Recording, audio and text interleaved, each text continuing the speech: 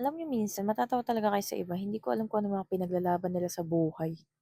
Kasi kapag nagpo-post ako minsan or minsan 'pag may mga nagpo-post ng mga ibang application like that, may mga magko-comment, "The best si ganito, mas okey pa si ganito, mas okey si ganyan." Mga kulang ba kayo sa bitamina nung bata kayo? Unang-una sa lahat, kung ayaw niyo yung application na pinost, eh, di wag kayong mag-download, pinipilit ba kayo? Ang sarap niyo tsinelasing sa ulo.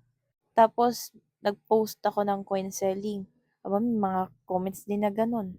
Minsan talaga kung ano-ano lang mga kino-comment ninyo, hindi naman akma dun sa pinost, anong pinaglalaban ninyo? Pagbebenta ng coins yun. Alam niyo guys, ang tagal ko na rin dito sa industry na 'to. I started since 2019 and hindi ka kikita sa isang application kung tamad ka. Lahat pinaghihirapan, lahat kailangan niyong trabahuhin, okey? Dumiskarte kayo kahit anong application pa yung puntahan ninyo. Of course, alamin niyo kung ano yung rules. Kasi baka mamaya, malabag niyo yung rules, baka ma-ban kayo.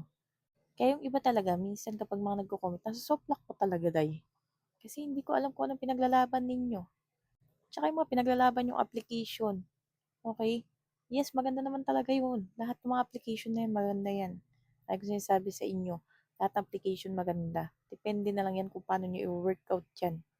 Hindi kayo magkakaroon ng medal dyan o kaya plaque eh. Pabibo kayo masyado. Hmm? So yun na nga, if you wanted to be part of Popo Live or Crush Live, you can check the comment section or may bio.